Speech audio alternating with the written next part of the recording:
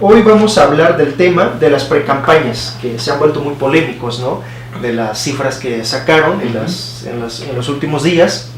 Pero como primer punto, platíquenos, doctor, ¿qué es la precampaña? A ver, Ramón, sería importante como diferenciar. El sistema electoral mexicano es muy complejo, sí. Tiene diferentes momentos y etapas. Y en este marco que tú me preguntas, digamos, como parte de todo lo que tiene que pasar o todo lo que tiene que ocurrir para llegar al día de la jornada electoral, que es el día donde vamos todos a emitir nuestro sufragio, hay diferentes momentos procesales, digamos, en donde uno de esos momentos es el asunto de las precampañas. En términos gruesos o en términos amplios podríamos identificar que existe el momento de las precampañas, el momento de intercampañas y el momento del inicio de las campañas electorales. Oficiales. Un poco para diferenciarlo, el tema de las precampañas es un momento en donde cada instituto político, es decir, cada partido político al interior de ese instituto político discute y establece los criterios para elegir candidatos, es decir, serían como en otros sistemas electorales una suerte de elecciones primarias, es decir, cada partido político hace un proceso, lleva a cabo un proceso para definir quiénes serán los que van a contender en las elecciones. Y además, en la última reforma político-electoral en México, es el momento en donde se abre un proceso de tiempo para que aquellos que quieran participar fuera de los partidos políticos como candidatos independientes tengan la posibilidad de buscar el apoyo ciudadano para cuando inicien formalmente las campañas, si es que logran la cantidad de apoyos necesario, puedan en todo caso estar, digamos, desde el inicio del proceso de las campañas. Entonces, claro, la precampaña es como el momento en donde los partidos políticos o los que están interesados para ser independientes puedan iniciar los trabajos. Y después viene este periodo de intercampañas. Todavía no inician formalmente las campañas, aunque vimos hace unos días que los institutos políticos ya banderaron a sus candidatos. Sí. Y después recordemos que en la legislación mexicana está marcado que el inicio de las campañas será después del 30 de marzo y tienen 90 días en el caso de la elección para presidente de la República, donde hay elección para presidente, las campañas tienen una duración hasta de 90 días. Eso es un poco la respuesta en términos como más puntuales, Ramón, de qué son las precampañas. ¿Qué son las precampañas? Para aclarar. En las primeras encuestas que se realizaban, por ejemplo, en enero, pues se salieron de que los resultados del lugar que ocupaban, con la pregunta de que si hoy fueran las elecciones, ¿por quién votarías?, ¿no? Y pues quedaban unos en primer lugar, otros en segundo y tercero. Y platíquenos, doctor, ¿qué nos dice las encuestas? Mira, yo creo que es importante diferenciar o un poco aclararle a la gente que nos pueda ver que en ciencias sociales y en ciencia política utilizamos diferentes herramientas para poder medir o para poder plantearnos ciertas interpretaciones de la realidad. Hay métodos cualitativos y hay métodos cuantitativos. Dentro de esta utilización de métodos cuanti y quali hay una discusión para ver cuáles son mejores, cuáles nos pueden decir mejores cosas de la realidad. Y en esa utilización de métodos se ha desarrollado de una manera muy importante como una herramienta el tema de las encuestas, como una forma, como un mecanismo que permite preguntarle a mucha gente en un relativamente corto tiempo preferencias o humores en el espacio de lo político o algún elemento que esté vinculado con estos elementos. Entonces, las encuestas, habría que aclarar, no son la realidad. ¿Qué va a pasar con las elecciones? Bueno, pues habrá que esperar el día 1 de julio y esperar los resultados del INE, claro. etcétera. Un poco lo que hacen estas encuestas es ir midiendo esa preferencia o esas afinidades que tienen las personas a las que se les preguntó por cada uno de los candidatos. Creo que es importante hacer esta acotación porque hay ejemplos incluso internacionales, con el caso del Brexit en Inglaterra, o con el caso de Trump y de la elección de Hillary Clinton y Trump en Estados Unidos, en donde muchas empresas de encuestas estaban un poco preocupadas porque pues no habían, sus predicciones habían quedado muy mal. Yo creo que en ese sentido habría que bajarle un poco la presión a las encuestas, porque las encuestas un poco lo que tratan de hacer es ir midiendo esos humores. Además de que las encuestas son carísimas y para entender un poco el comportamiento de las encuestas hay que leer las series en el largo tiempo. Un poco la encuesta es como una fotografía de un momento, a lo mejor, un poco para dejarlo más claro, es una fotografía en donde a lo mejor Ramón está enojado y entonces tiene ciertas opiniones, a lo mejor se enoja con su novia y entonces le preguntan si le cae bien o mal su novia y entonces a lo mejor ahí dice que le cae mal. A lo largo del tiempo, probablemente al día siguiente diga que ya no le cae mal y que a lo mejor se reconcilió con ella y le cae mejor. Un poco eso es lo que pasa con las encuestas, son diferentes momentos de corte de la realidad, diferentes fotografías, y para entender todo lo que ocurre, digamos, hay que, con un fenómeno, con cierta percepción, hay que entender esa larga duración o esos elementos que permiten hacer una lectura de diferentes momentos conforme va avanzando, en este caso, un proceso electoral.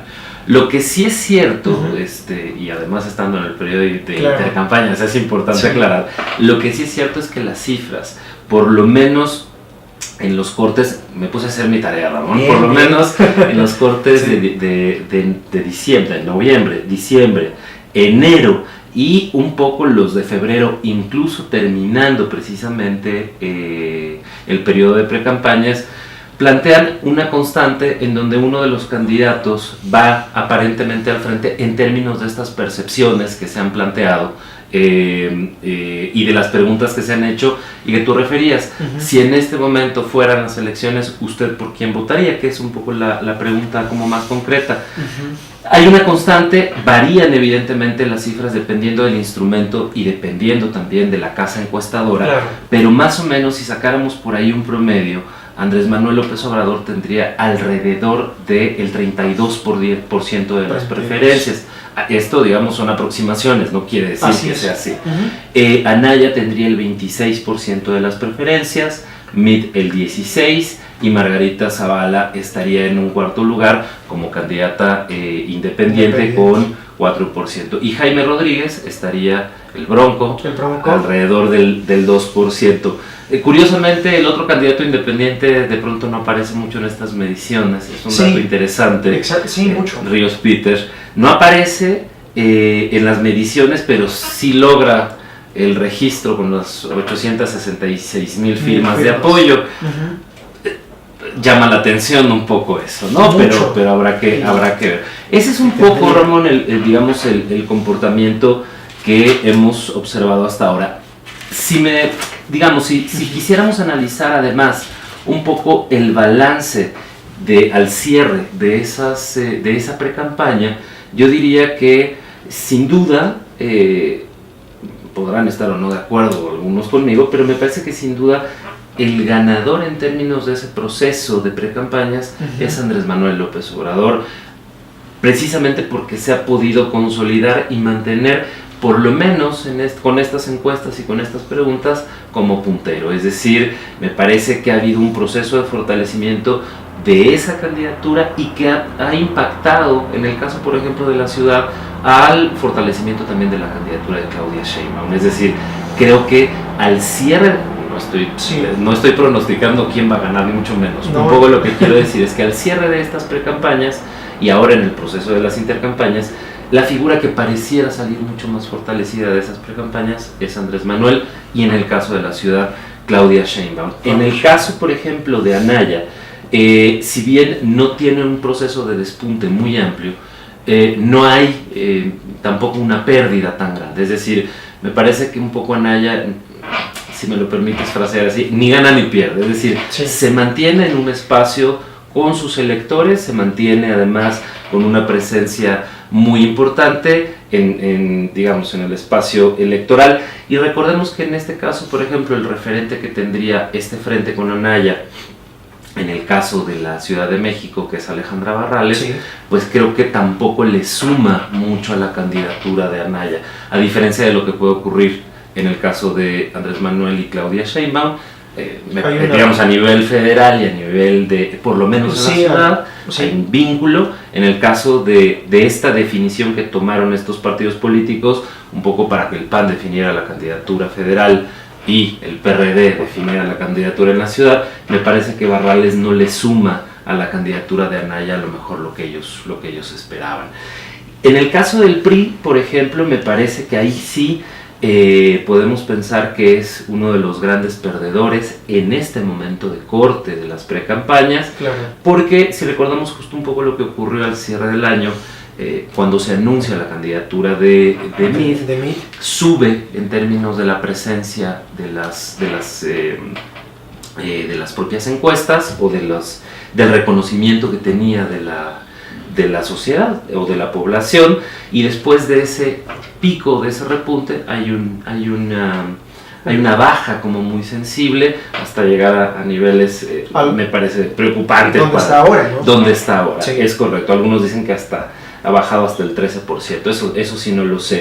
Y del otro lado, con su referente, por ejemplo, en la ciudad, me parece que justo Miquel Arreola ha sido también uno de los grandes perdedores al cierre, digamos, de las precampañas, me parece por muchas razones. Me parece que justo la campaña de Meade no ha podido despegar, no ha podido arrancar realmente, en parte porque creo yo que tampoco los círculos priistas más tradicionales probablemente lo han reconocido como un candidato que pueda representar a los intereses de ese partido político, que parece preocupante, ¿no? Un poco el PRI me parece que lo que hizo fue tratar de darle un nuevo rostro al PRI con un candidato joven, con un candidato no priista, o por lo menos en términos discursivos no priista, pero me parece que eso no le ha permitido arrancar realmente la campaña, y de alguna forma el perdedor o uno de los perdedores en este proceso al cierre de las precampañas pues sería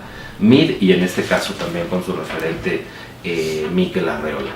Y de los independientes, me parece que en el caso tanto de Margarita Zavala, que habrá que estar muy atentos de qué es lo que pasa con las preferencias y con los elementos que están alrededor de esta candidatura, porque de manera natural creo que ella le quita, iba a decir le roba, pero suena muy fuerte, le quita votos a la figura, en este caso del candidato del PAN, de Anaya. Claro. Entonces, mientras más crezca Zavala, muy probablemente, y además muchos panistas de cepa, incluso del espacio del Senado, han planteado que no van a votar por el candidato oficial del PAN, sino por Margarita Zavala. Entonces, creo que se ha venido fortaleciendo Zavala, creo que ha empezado a tener un espacio interesante, creo que tiene un umbral o un tope muy claro, pero en la medida que esa propia candidatura se siga consolidando, probablemente le restará a Anaya, que en este momento se mantiene como bastante estable. Y Jaime Rodríguez, que es como una gran interrogante, que si bien logró las firmas y logra la candidatura, bueno, pues habrá que estar pendientes ahí de qué es lo que pasa finalmente ya cuando se consolide como candidato independiente. Y no sé, algunos dicen por ahí que hasta podría encabezar, si la campaña de Meade no arranca, a todos, o podría articular a todos aquellos que no se sienten representados por el PRI. Eso no lo sé, eso es una especulación, pero bueno, un poco ese sería, Ramón, como un pequeño corte en este momento de intercampañas que compartimos con la gente que nos está viendo. Pues creo que concluimos de que pues, la participación es un acto político, ¿no? Y que el resultado de las precampañas aún no está definido y tan solamente es la primera etapa. Pues bien, doctor, muchas gracias, y pues a lo mejor en las próximas sesiones podemos platicar más sobre el avance de los procesos electorales en México. Claro que sí, con mucho gusto, Ramón. Sí.